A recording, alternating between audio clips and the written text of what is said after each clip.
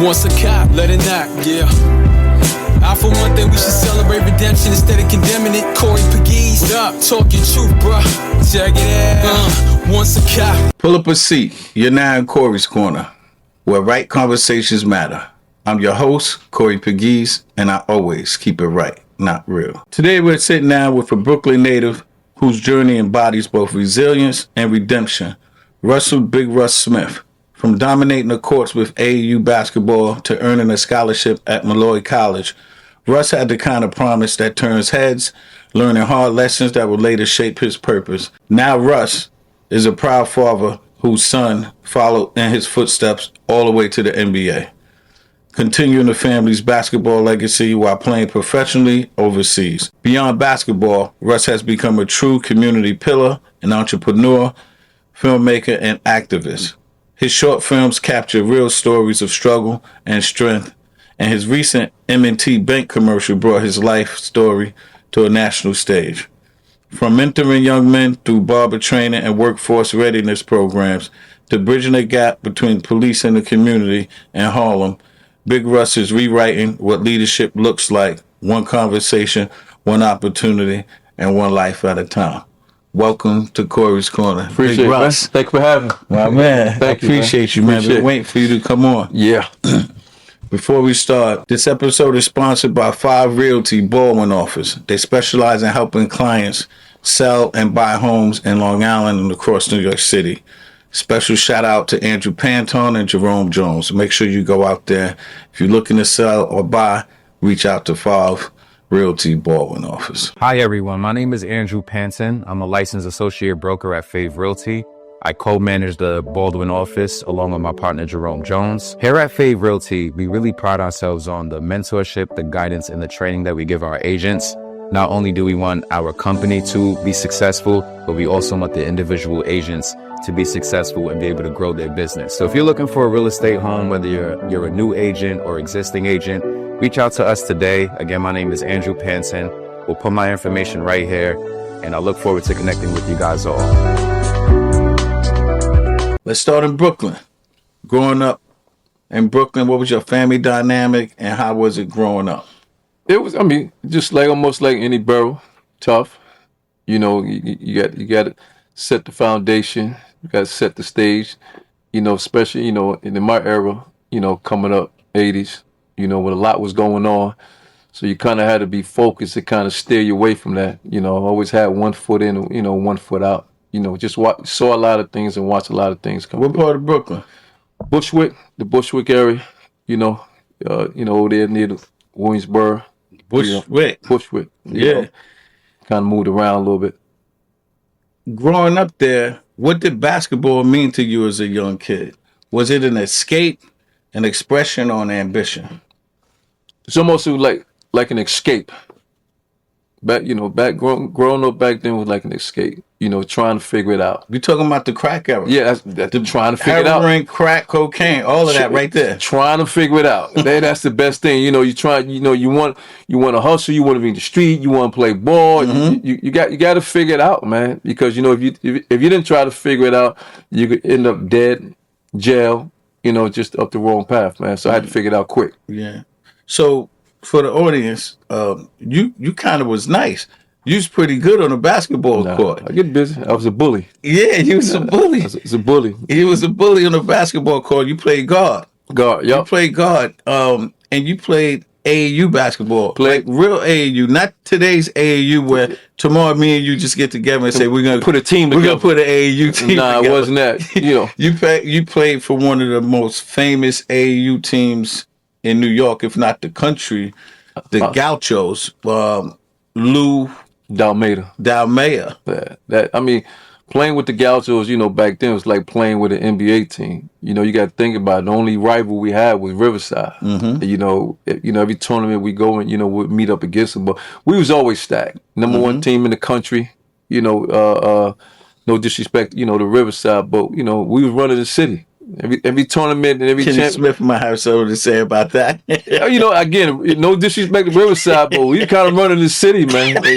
We running, we were the Gauchos with more thugs than Riverside. How did that Gaucho environment How did it shape you? When I understand Lou, Yeah. he was really taking care of y'all. It wasn't just he put a team together. He purchased property, Gaucho's infamous gym. Everything. The gym it's a historic place. Yep. And from what I understand, he took care of y'all. Like family didn't have no food, got you. I know he bought all the sneakers. Let me tell you something, man. The one thing that I missed as a kid, the rule was whenever we go on a trip, it was all you could eat. Think about 12 years old, nigga tell you all you can eat. Like, what? Niggas order 3 burgers, shakes, fries, and try to take it home, man. See, you know, but, you know, back then, man, you know, we appreciate it, man. He was just looking up. You need a phone bill or a beeper bill paid? Yo, my beeper bill, what's up? Yeah. You know, I need my beeper paid, man. I need food. So, you know, you learned a lot from him, man. You know, the one thing I say, he was, you know, he was loyal to his players. You know, took care of people, man. People get locked up. Showed up at court dates. People need bail. He came and got me about 5 times, bailed out, and I had to. Yeah, I was gonna bring it up. I remember me and you having this conversation. You had got in trouble one time, and he came, was like, "Yo, get your life. I need you to get your life, boy." It was a couple times. It wasn't no one time. It was a couple times. And I had to, you know, I'm young, 14, 15. I'm in the streets, you know, and I had to put it together. I'm like, damn, man, I gotta know how to use them, man. I'm getting locked up and keep calling them for that. I'm like, nah. So I had to figure out what I was dealing with and what he was doing. You talking about a millionaire, the family worth billions. Right. And I'm here playing pity pack games instead of trying to figure out the business. So I had to catch on to that real quick, man. And by the way, for the listeners, Lou was a middle-aged white man.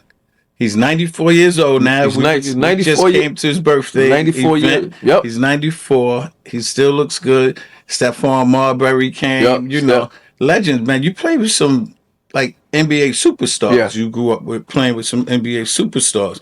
Now, while playing basketball and gravitating to the street, you finally got together and ended up getting a scholarship to go to Molloy College. Was that you was the first in the family to go to college? You know what? Yup. It's funny. Like siblings. Like siblings. I was the first. Immediate you know, family. because now, you know, I'm dibbing and dabbing in the streets. But it clicked. I'm watching everybody on my AAU team got scholarship offers. One going to St. John's, one to go to Missouri. I'm like, yo, like, nah. I need to get to school, man. I don't know what happened, man. Molloy College came through. Lou said, yo, you got a Molloy College is interested. I'm like, what? I'm out. I dropped packages and all that. I left money on the street. Niggas owe me money. Y'all can have that, man. My goal was just to get to college, and guys couldn't figure that out, man. They couldn't figure out, like, you know, you just said the hell with it. I'm like, yeah, that was the dream, was to play ball and do film. That was my passion. Okay. But, you know, in that era, we needed money. You know, at the time, I was living in the welfare hotel. Martini Hotel, Midtown Manhattan, 32nd Street and Broadway. We in there for like 5 years. Right. So think about the survival rate. And that's right around the time when the crack came out. Right. I had to become a chemist, man. I had to start stirring and cook at survival. You know, Louis used to come by in his Jaguar, you know, this Rolls Royce, man. Like, yo, he off limits. He good money. Right, you know, right. so, but again, you know, just having him in my life, being a part of that program since I was 5 years old, and him to still show up, I was saying to myself, like, damn, nah, I want that. I got to do better. Right. I got to leave these streets alone. When that scholarship came, man, I'm like, shoo, done. Turned off quick. So you go to Molloy, you playing at Molloy, and then you eventually left the school. What happened? Left about 2-3 years. Got an offer to play in Europe. Went to Europe for about 2 years.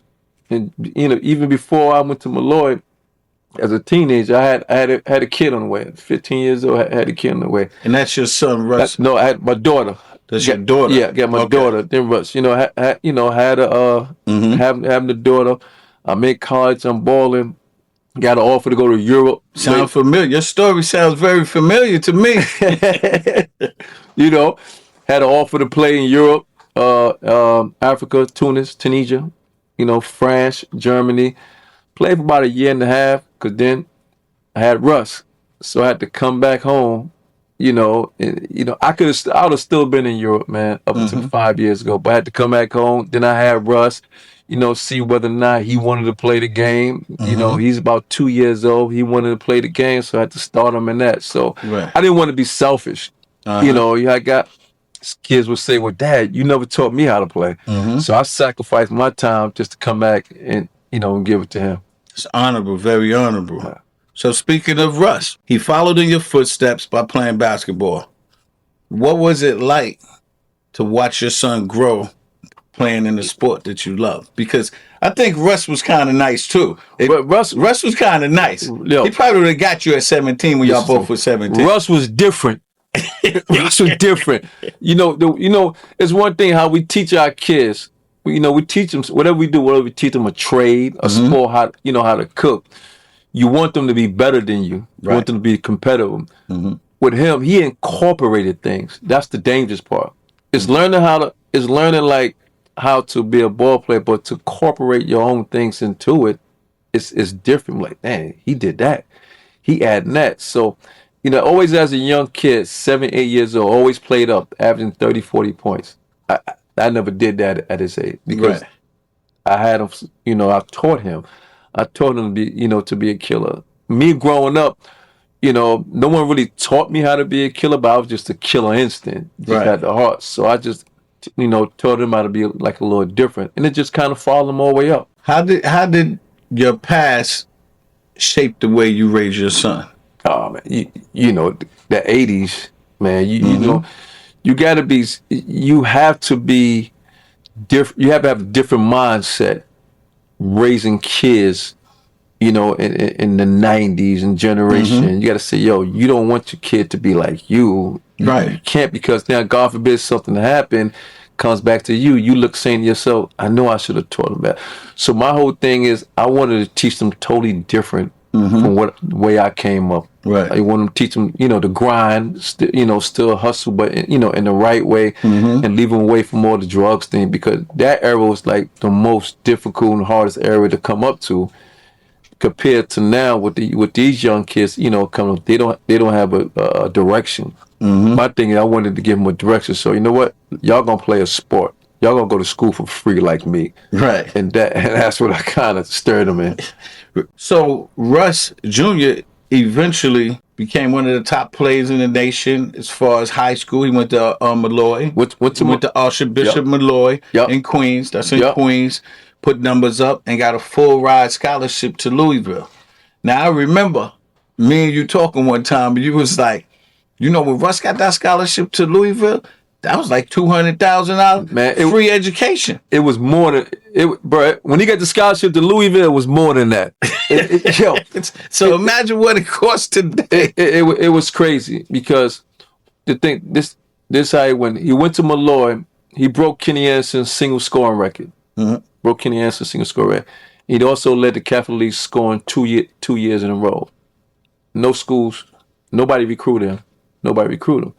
So he said, Dad, what we going to do? I said, I'll send you to prep school for a year because you're still young. You're only 17 years old going to prep school. So I sent him to South Kent. I said that was going to be the real test, to play against grown men. Right. He go to South Kent at 17 years old. Prep school have kids 21, 22. He go up there averaging 25 points. So I said, oh, you different. You different. And then how the scholarship came about. Rick Pitino, Ralph Willer, and Steve Masiello came up here to look at another kid. Shout out, Steve. Yeah, J.J. Moore, kid, he's being recruited by a lot of people. So after them looking at J.J. Moore, Rick Pitino and the staff, Rick Pitino like, I don't see nothing here. It was Ralph Willer and Steve Masiello said, no, we do. He said, who? He said, Russ Smith. Rick Pitino like, well, I've known his father since he was a kid. He said, call him over there. They called Russ over there. They said, who's recruiting you? Russ said, nobody. Because nobody was recruiting him. Right. So they said, you know what? Don't worry about it. We're going to follow up with your dad. But Rick Pitino didn't want him. It was Ralph Willer and Steve Masiello like, look, this is our guy in our system. We need someone like him. Right. He said, well, we'll take him, but if it don't pan out, it's your job. They took him. Rick Pitino said, Russ, look, Ralph and them is sold on your son. I'm not.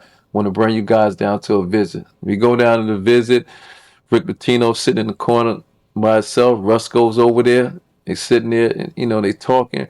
Russ committed before they even offer him. That's how thirsty he was. Of course. It was a kid. Patino there. Louisville, one of the top schools in the nation. It was great. So, and the new arena was opening up next year. He's at Louisville now. He breaks his foot in June. They come down there early work. He breaks his foot in June. He's back playing in 8 weeks because they put a screw in his foot. He's all new. He's killing everybody in practice. He's killing Peyton Seaver, McDonald All-American. He's killing Preston Knowles. He's killing Chris Smith. He got the New York, he got that Brooklyn 40-point. He's killing them. Yeah. Not knowing the game is different than just killing. Right. Now you're playing for a Hall of Famer. Mm-hmm. Even though he known me since I was a kid, all bets are off. So now the season's about to start. They do preseason, so you might play little skip minutes here and there. When the season starts, he's seen no minutes.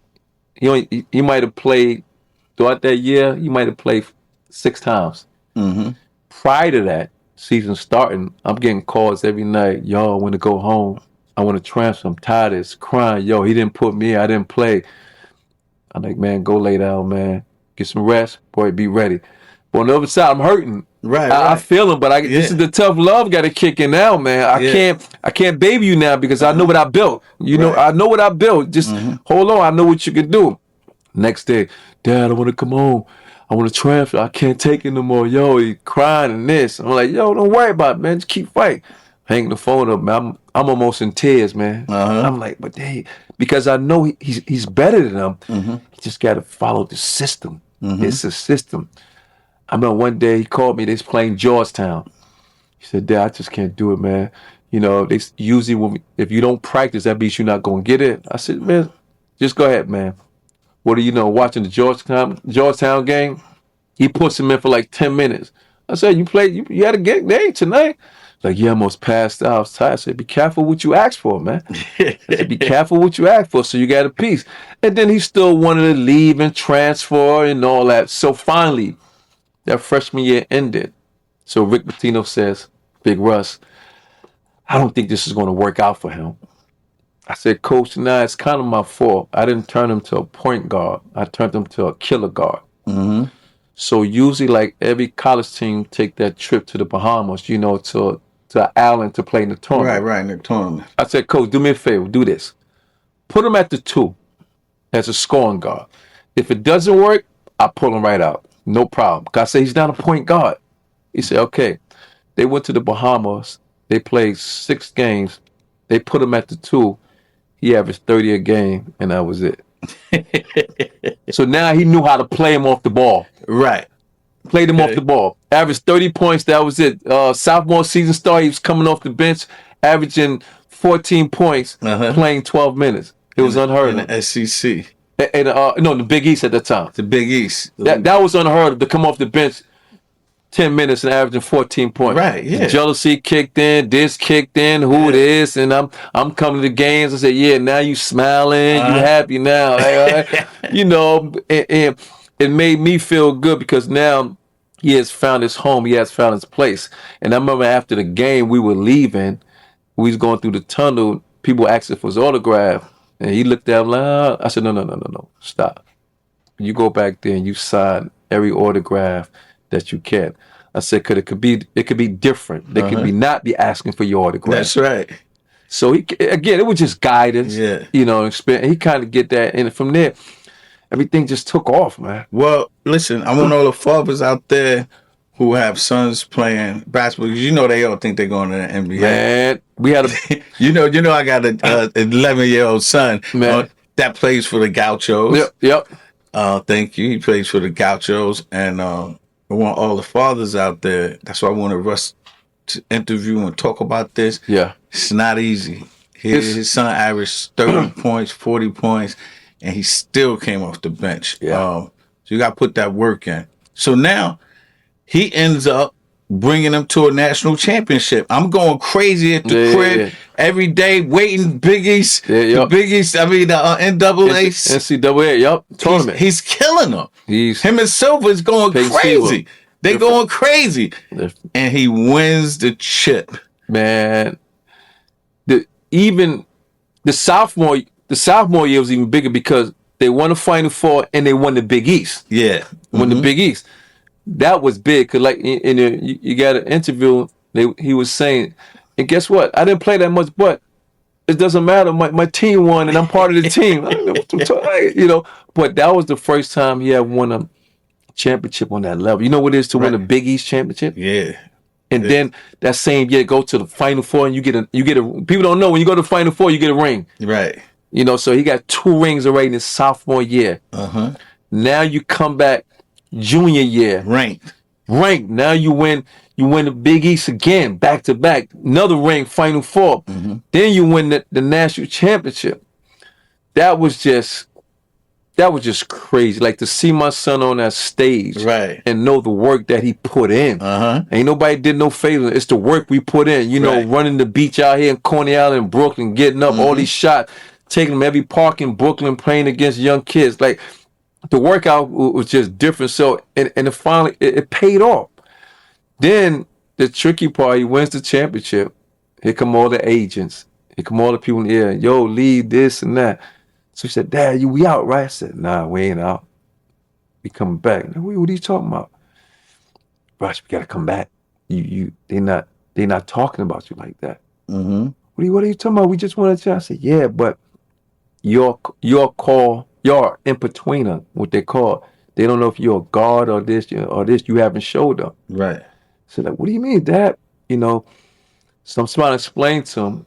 I said, hey, you wasn't a point guard in this championship team. You was a 2 guard. You were undersized guard. You didn't show any point guard skills. So now, you know, he's confused. Because for years you see people win championship, you go right to the draft. Right. You know that is. And I explained, I said, nah. He said, yo, I want to go. I said, hold up now. We got a plan. We gonna figure it out. Just follow my lead. I got to. Because I was getting calls from GMs was saying he's second rounder or might even get drafted. And I explained that to Russ. So he called me back we was on the phone for about an hour and a half talking about the whole draft thing, about leaving and all that. So he called me back, he said, Dad, let me know what you want me to do and I'll do it.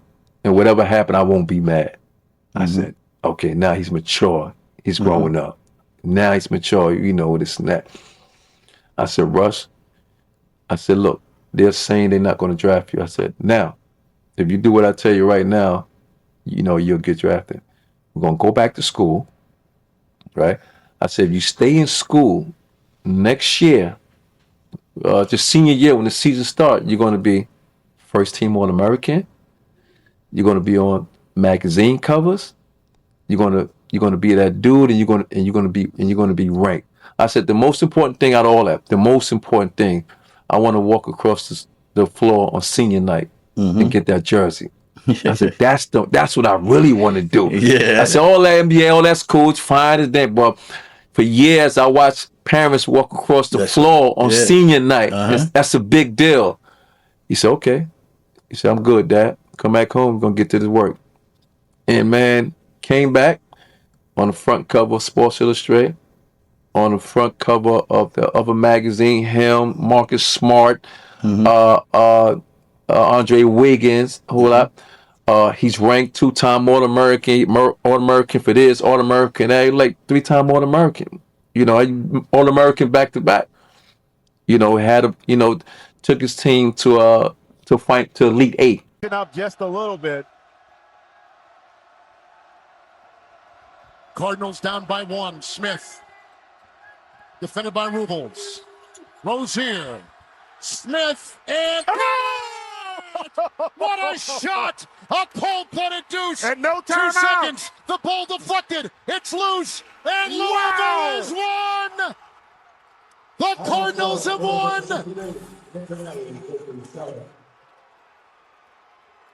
A game winner. Russ Smith with 3 lead changes, framing our last 26 seconds.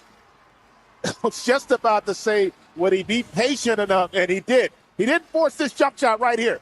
Gives it up, trusts his teammates, And then Jones does another excellent job of getting it to him just in the nick of time. The rainbow, mid-range. About Russ-diculous.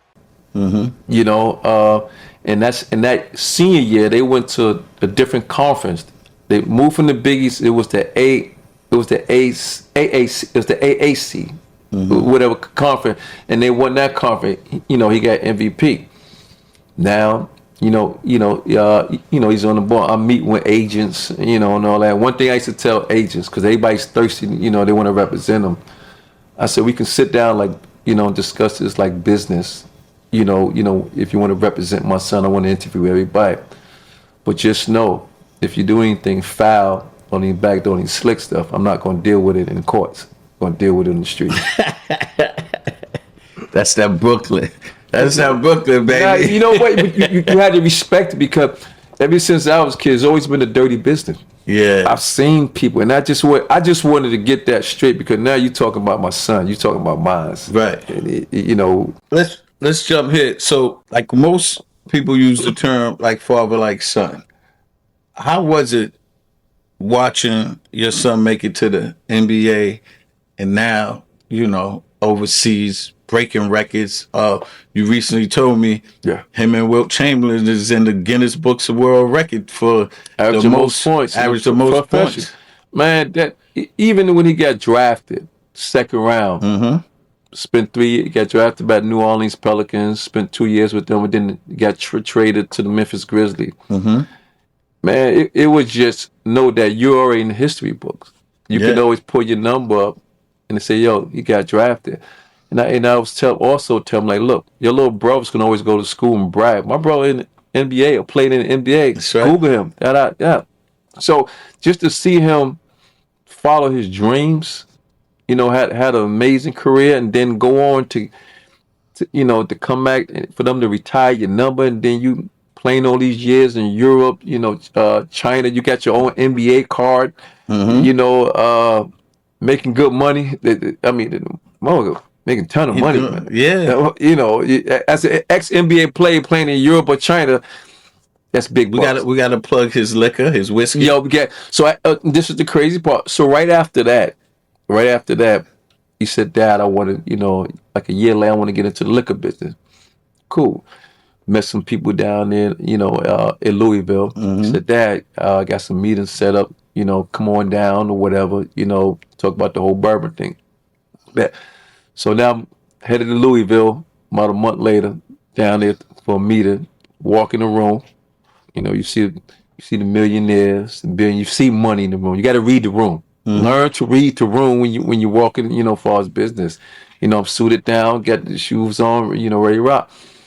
So like, the guy like, yeah, we hear y'all want to get in the liquor business, the bourbons, the big, and this. This is how we do it up there.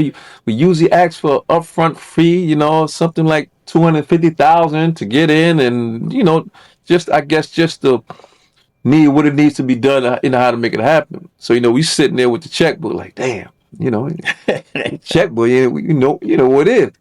But the guy said, you know what? We're gonna waive the fee. We love what you did for our city, our town. Yeah, I kicked Russ so hard under the table, man. Like, man, I'm sitting there with the checkbook like this, man. Like, what? But that business, almost 10 years ago, and look at it now. It's taking off. What's the name of the bourbon? Mr. and Mrs. Mr. and Mrs. Bourbon. For the last 3 years, been sponsor for the TBT tournament. We do like custom bottles. Did one for Louisville, did one for Tennessee State. So I got my bottle. You got your bottle. You see your bottle. So I got the stash at the crib. Yeah. But it's getting big now. So what lessons you hope young fathers, especially inner city fathers, can learn from your journey of not only just raising him, the other 3 kids. Yeah. I mean, you actually raised an NBA player, so it's a big deal. You had the bumps in the road, the whole 9. You stayed the course, and because today that's what everybody's. I mean, look at these contracts. Durant just got $90 million for 2 years. So everybody trying to get to the NBA. Let me tell you something. This is what people know. The problem with this for the last 15 or more years, Parents are trying to live their dreams through their kid. Boom. Parents, stop trying to live your dreams through your kids. That's the problem. And I don't think it's going to change anytime soon. Because I notice when, if someone's son is not playing 20 minutes a game, the parents going to start their own AAU team. But this is the one thing I got to get on record. Please pay attention to this, sports dad. I'm gonna hurt a lot of feelings right now. This thing that they call reclassify is the worst thing you could ever do. Worst thing. Since when it was cool to get left back to play basketball. Let me say that again. Mm-hmm. Since when it became cool to get left back to play basketball. That's the most saddest thing in the world, man. Like so many kids are doing it like it's out of style. Then they have AAU coaches encouraging parents and kids to do it. Mm-hmm. That means you don't want to put the work in. That's right. It's about work. I got a son, freshman now in Molloy. Yeah. He's 4'11", 5 feet. But his skill set is different. Right. You know, skill set is always like what's happening now. Little Russy. Yeah, little right. You know, it's the skill set is what's going to override all it. You got 15-year-olds in 8th grade. It's sad. It's just sad. Nobody's playing the age group, and all my kids always played up. I got a 12-year-old who's going to be playing 15U this summer. Listen, man, this whole AAU basketball it's disgusting, man. It's just a money grab for me. I'm just like, take my son off the circuit, train him up. That's what I play do. On a little team. Keep team local. To get local. Keep him local. But I never forget you told me, nah, don't. That traveling is it's a money move. It's all a money grab, man. It's a money grab. Imagine you putting that money into a trainer, getting his body right, his body together, getting him a pre-trip. You go down south, you go to Texas, whatever, and your son plays 10 minutes. I'm ready to kill everybody in the gym. I'm ready. I done spent $3,000. And I can't really watch my son play for 10 minutes. I don't travel on the AAU circuit. I went to even when Russ was playing, I might have went to 2 games. Right. 2 traveling games. I don't travel on AAU circuit. It's not worth it. So you made the transition from athlete to filmmaker. What inspired you to start creating short films? Film was always my passion since college. You said that earlier. That was film. Still to the day I died, film is my passion. I got so much, in the works. One of the biggest films that I worked on years ago, Finding Forrester. Mm-hmm. Sean Connery was in there. Busta Rhymes. Huge film. Huge, great big film. It was by Sony Pictures. One of the biggest films I worked on. It's also like a basketball film. Right. Kind of. I directed and created all the basketball in the film, man. Okay. Yeah. What kind of stories you most passionate about telling through your films? Real stories. Real stories where right stories. Yeah, the real story and the right story where audience can feel it. They be able to feel it. Those are the stories that's going to be talked about. You was recently featured in the M&T commercial. Yeah, which is dope. Yeah, that was super dope. How did that partnership work? How did it come about? And what message were you hoping to send? The M&T Bank commercial came about. It came through my manager. Said, "Yo, M&T Bank want to do a commercial." But when I went to the audition. They felt, they wanted to do it around, the whole thing was around community. That was the whole skit was around community banking and whatever. What they didn't know that I had business up in Harlem. Mm-hmm. I had accounts at M&T Bank, and when they were like, "Well, hold up, well, no, you got what?" So they kind of revamped the script, So that's why you see the barbershop in the scene. Right. Check for that as a location, And then we just start playing with the dialogue. And they had no idea how it was going to take off. And it's a dope commercial. And it just took off. I get calls like crazy about it, man. So how do you balance creative from business, man? Easy. Go home in the basement. Mm-hmm. Once I cook and clean for the kids, the wife. I'm in the basement at my art. Mm-hmm. That's my passion. Right. I find time for that, man. Yeah, I appreciate that. We got this segment on Corey's Corner called Spitfire.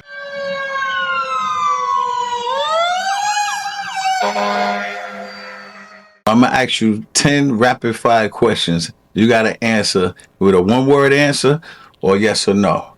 Try not to elaborate. Spitfire. Let's go. Favorite spot to grab food in Harlem? Bocados. Knicks or Nets? Knicks. Who's the toughest player you ever guarded? Mark Macon. He was hard. First thing you do every morning? Use the bathroom. If you weren't doing film or mentoring, what would you be doing? Maybe coaching. Favorite sneaker of all time? Fila. What song gets you hyped before a big moment? It was just so good a week ago. Jay-Z. Nice. Best advice your son ever gave you? Stay real, Dad. One word to describe Harlem. Classic.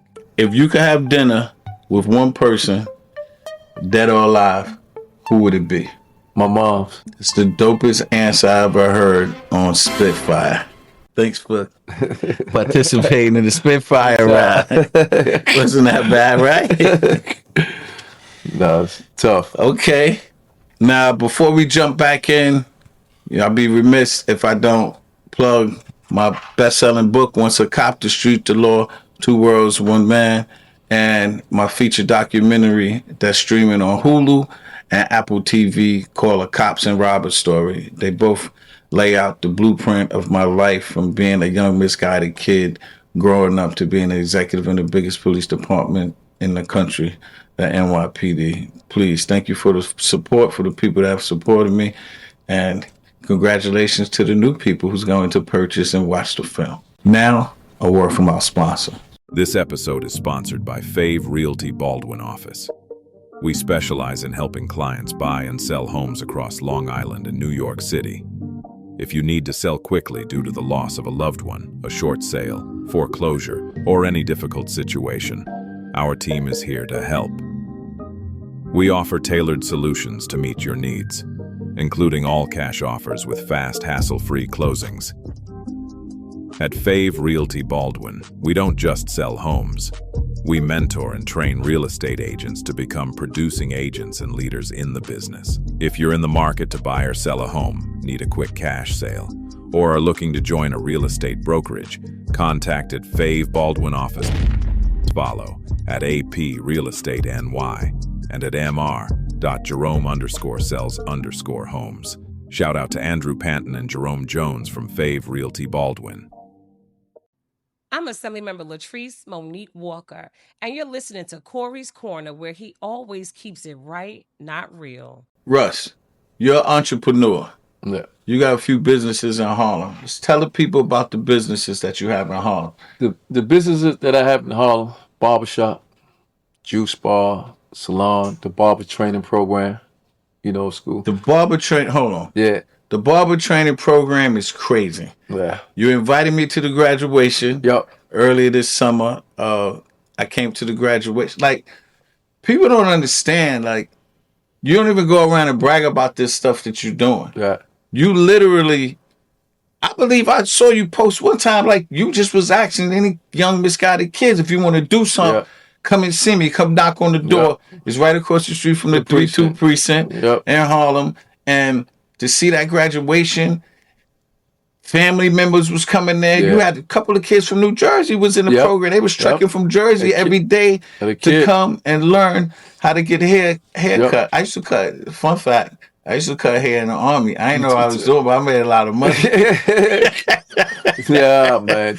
I'm from New York. So I was like, I'm nice. Hustle. I would have bought some clippers. That's I'm right. nice. Rich. I'm nice. They was getting up like, I said, don't worry. One against the grain. You look good. Nah. So, man, how did that program come about? Just to give back? No, basically, it was always on my bucket list to open like a training school or, or vocational school. Mm-hmm. So I had the opportunity to do that, end up teaming up, with Jackie Rowe Adams as a partnership because she was already in place with the city. Right. So I came under as a subcontractor because one, I had the greatest idea to teach the program, teach kids how to get a apprentice license, teach them a trade, because we had to. None of them kids knew what a trade was. Nope. So had to teach them a trade, let them know, because everybody's not going to be a ball player. Everybody ain't going to college. Everybody's not going to graduate. Everybody not going to be this magician, this singer, this rapper. So now you got to learn a trade to make some money. And what better trade than an untraceable money trade? That's it's one of the best, man. I mean, with that, which is true, because you're kind of independent. You're very independent. You claim what you want to claim. You claim what you need to claim, and etc. And the way I teach it is to show them how they can open a business while they a barber. Like you can work in a shop, but you can also open up a barber business while you work in an LLC. Right. Show you how you can, you can file taxes. Show you how you can buy into insurance. So it's a lot of things that was, teaching them, how to do it. Because again, a lot of these guys didn't have jobs. They didn't know how to fill out an application. They couldn't fill out applications. Some had felonies. Some had charges. So you got to find another source of income. So let me ask you the number one barber question. Everybody, whole audience sitting here, they want to know, everybody across the world. What's that? Why barbers charging $75 for a haircut now? Let me tell you, that's the most disrespectful thing you can do. I can't take my hat off. Man, but you know what it is? It's sad, because even the first barber shop I opened was 32 years ago. I might have went up maybe 2 or 3 times, if that. Yo, Russ, they like $50. Yo, these dudes used to cut my hair. I'm not gonna shout you out. Corey's Corner, I keep it right. I'll throw a name out there real quick. But you dudes, so it's like late at night. I need to get a quick cut. I call my man like, yo, bro, I want to get a cut. And he goes, here, get on your phone, do this website, make an appointment. Yo, I'm standing in front of you in the barbershop. What are you talking about? Making an appointment. And yo, how much the cut? $55. Yo, $55. It's ain't no $55 for them cut. Nah, this is crazy. You know right what it now. is, man? It's I don't know what, but this is the way I teach it, and I like to tell guys in the shop, you can go ahead and try $50 and $60, but how many times you going to get it? That's the thing. It's cool, but now, but if you do, now when it gets slow for you, now you can't pay booth rent. What you gonna do? So now, so I had to teach them that, and they kind of understood. Like you can get a good cut at the shop. It's not gonna be no $50, $30, $35. Yeah. Even with kids, some of them are ridiculous. On kids. I tell the guys in my shop, I don't want no one, charging, a mom with 3 boys no more than $12 per cut. Yeah, it's sad. It's sad. Like it's highway robbery, man. It's no excuse for that. But all my barber friends, they drive a Mercedes. It's like they blinged out. Oh, man. I don't even know if they real Rolexes, but they iced out. And they all got appointments. But listen, whatever. I'm going to have to bring a couple of y'all on here to really squeeze you. I'm going to squeeze them on Corey's Court. I just tell them we can have a nice conversation, right? And I'm going to kill them. Asking why you charging so much. Yeah, they going to have to explain. How do you reach young men? Because you're in the street all the time. You work very close with the NYPD. Yeah. You work very close. I didn't know. That part I ain't know. You work so cool. You know more NYPD cops than me. And I ain't even talking about regular cops. From the top police commissioners know you by first name when the police commissioner roll up. From Tish right now. Yep. Eddie Caban, all of them know you, and all the chiefs. Shout out to our brother Ruel Stevenson, the chief of Manhattan North, who's in Harlem. How did you get this relationship so close with the police? And you know what? You know who introduced me to you? Who that? Oh, Harrison. Rodney Harrison. I remember this is the crazy part. I remember the first day I met you. Yeah. I remember the first day I met you. We were both speaking at a public school in Harlem, PS 123 on 140th Street. Yes. But Harrison brought us to speak. Yeah. And that's what I met you. I was like, okay, money got swag. Wow. Like, what square is from? Queens. Oh. I said, Harrison, you're a queen. I said, y'all Queens. All right. But yes. and that's how we met. Yes. It's crazy. but you have an awesome relationship with the police, which is good because we need that. We need people in the community. You paying taxes in the community. You putting money in the community. People don't know you do every August big basketball free tournament. Yep. 60 teams. 60 teams. 60 teams. Yep. Food. It's a free entry. Everything's free. Just show up with your team. It's invite only. That's insane. But hold on, before we go to the police, back on the basketball thing, you posting up that y'all have this tournament where y'all giving the winning team $100,000. No, it's more than that. So I'm part of the balling, the balling up in the Harlem tournament that I'm part of. It's me. It's more than $100,000. Well, the first year we gave out 30,000. Last year we gave out 50,000. This summer we gave out 100,000. Next year it's 280,000. And the year after it's $500,000. Yo, hold on. My man Soup is in the audience. Yo, Soup. Yo, Soup. Yo, you ready? Yo, you gonna have to dust them off, Soup.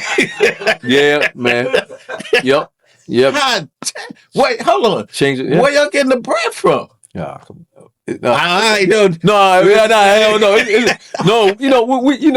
a little sponsors here and there, trying to make it, and we kind of coming out of our pocket a little bit, but it's coming. It's like building an empire. Yeah, you gotta start somewhere. If it's gonna cost you, coming out your pocket. Chris Gotti's a part of that with y'all. Chris Gotti got his own thing. He got the Clash TV. Clash TV. With his, he came in some of the live stream the games with us. Oh, he live. Yeah, okay, nice. He's dope. He's doing dope. So how do you reach young men who feel the streets are their only option? I continue to reach out to them, man, and talk with them. And that's one of the main things that I have this barber training program. It's also a mentoring. Also I got somebody in my team who teaches social emotional disturb. Talking to them, what it's like. Can you work around people? Once you get up in the morning, what are you doing? You got a lot of these, activists out here and people, who do it for a check. Everybody has an agenda. No one's doing it from the heart no more. And one of the reasons I've been so blessed because I do it from the heart. Yeah. But it's different, man. I even go to the juvenile system, speak to the young men. I even got the barber program in there. And these kids love it. A lot of these kids never had a hug, man. I'm looking at 16, 17-year-old kids. One kid he's facing 30 years on one life. One got 2 bodies. I'm looking like, man. But they showing me the utmost respect. Yo, that's crazy you say that because growing up, I can't remember, and I wrote it in my book, I can't remember my father ever telling me, I love you. Man. Until the day I graduated from the police academy. My father was an alcoholic. It is what it is. But I graduated from the police academy and he said that to me and I was like, damn. So I make it my business I always tell my sons I loved them. I kissed them all the time. Yeah, man. They be like, Dad, what you doing? I said, come and give me a kiss. They don't understand. Yeah, I'm at least, man, I'm overprotective of all my kids. Yeah. Like, even still to this day, we walk across the street, because one is 14, the other one's 12, and they big, walk across the street, I hold their hands. They look at me like I'm crazy. Naps, you hold my hand. It's like, yo, even my youngest son, like, Dad, my friends was laughing. I said, what happened? Because we were holding hands. I said, yeah, that's the world we live in today. It's funny. I was walking my daughter today. She's 12, and I grabbed her hand across the street, and she's kind of tense. Yeah, it's different, man. Relax. But it's different, man. What you think is most misunderstood about people who come from the street, but they try to rebuild their lives, sort of like you and I? Yeah, we just have this thing where we can't change. That's they want us stuck in that box. They want you in that box. They want you in that box so so bad. Like, the only thing is the streets, right? Which is not true. Look at your story. Like, when I met you and then found out your story from the streets, and look at the rank you went to. I'm like, think about that. They're going to hate on that because they don't think we are that talented. Right. And that's the issue. Like, you're ranked way up. You was running precincts. How many guys they can say that? So and coming from the streets and looking at us, you know, they still get the, oh, you from the street. Up until some years ago, people say, well, nah, Russ got to be in the streets, the way he moving, what he driving. The streets, what? Hell He nah. driving a big body. He gotta be. The streets, nah. I got responsibility. I got kids, man. I can't. Just imagine, man. I can't slip. Right. I got kids. I got responsibility. I can't leave my wife at home with my kids, paying bills and struggling. I feel like a sucker. Right. You know what I'm saying? I can't. Man, even today, you know, it's hard to stay. You know, trying to stay sucker free. Yeah. Because they listen, man. The streets always trying to pull you in. Oh, They're always trying to pull you back. So I really don't go back to the community, my old neighborhood, because you can end up slapping somebody. Yeah, man. that quick. I mean, you pull up in a little Benz, they think like you got it. They don't know, like you pay $860 a month. Man, that's just for the car. No, that ain't the insurance on the joint. And then you got a mortgage. They don't know all that. They just thinking like that shit's real. That money payment, bro. You got it. I tell guys, you know what I put. They look at me like, what? Like, yeah, this big boy over here, man. Right. I mean, they wouldn't even want your monthly. Nah, they don't. Bill. You don't want that. They won't want your monthly bill. I promise you. Hell nah.